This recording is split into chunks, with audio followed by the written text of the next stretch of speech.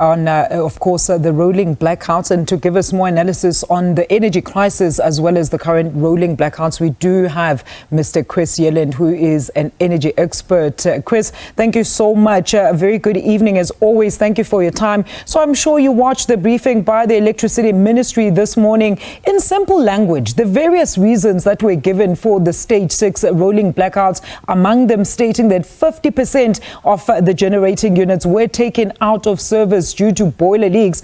Are these acceptable? And most importantly, could these have been avoided, and how? Yeah, look, it's not acceptable, obviously, to have such levels of unplanned outages. Indicates deep problems. We've heard the reasons, but there's nothing new in all of this. Units are tripping out randomly. Boiler tube leaks continue to be a major source of problems. And then units come back on late.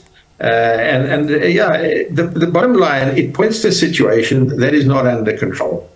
And for the minister or anybody, the president, to say that things are coming right, well, the reality is that they do not know from one day to the next what load shedding will be. These are unplanned outages. They're not predictable. And the plant is performing really badly. The other thing to say is, you asked the question, is can these things like boiler tube leaks be avoided?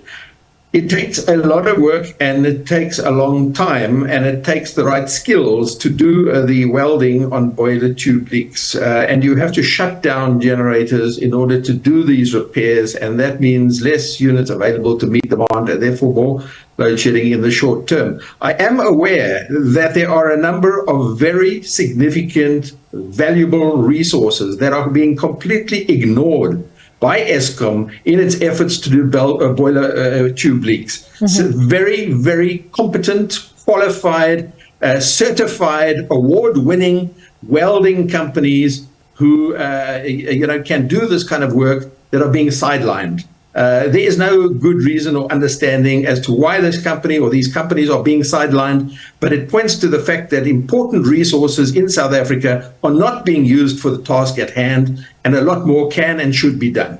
Look, Chris, speaking of competence there, I mean, the power utility mentioned that during the festive season, they were actually going to ramp up maintenance of these units to ensure that when factories as well as businesses reopen and, of course, the demand rises, that they had mitigated these. But what do you think then is the sole reason for these consistent breakdowns?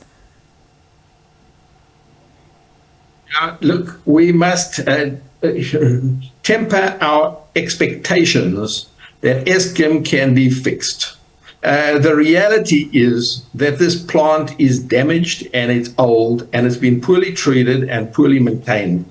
And yes, one can and should and must always do maintenance, not just at the end of life of a plant, but even in the beginning, in the midlife and the end life. You have to service a car throughout its entire life. You don't just wait until it's reaching the end of life before you start doing maintenance. If you do, you will never sort out the problem, because in a sense, the car has been badly damaged. And really, ultimately, what we need now is new generation capacity that performs like new generation capacity, not new generation capacity that has flue gas duct failures or hydrogen explosions that blow up the generator. We've seen at Medupi and Kusile a long history of poor performance. I hope it does come right in due course, and maybe it will. But right now, we've had an extra 3 units at Kusile, units 1, 2, and 3, which were brought back to service in November last year, and we were told that this was going to make a big difference. Well, it hasn't made a big difference. Things are as bad as ever. Now, the impact, Chris, as well as the ripple effects of load shedding contributing to lower productivity in businesses, in turn leading to massive job losses. How critical is then the need to address this issue, and what ideas can be swiftly implemented to fix the situation, you think?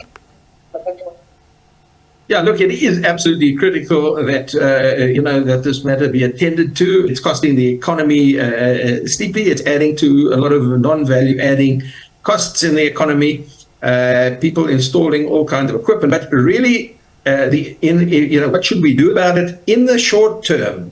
And I'm talking about the next year or two. The only real thing that can be done in the short term is that the private sector install more self-generation. That means rooftop solar PV, battery energy storage. This relieves Eskom of a burden that's unable to meet, and it will reduce load shedding. It is already reducing load shedding. If we didn't have rooftop solar PV and battery storage at domestic, commercial, and agricultural level, load shedding would be another 2 stages worse. But we have to really acknowledge the role that the private sector can bring solutions to the table. Private sector really needs to become part of the solution and not treated with distrust as the enemy. Thank you so much for your contributions there. That is Mr. Chris Yelland, an energy expert there, weighing in on the current load shedding crisis.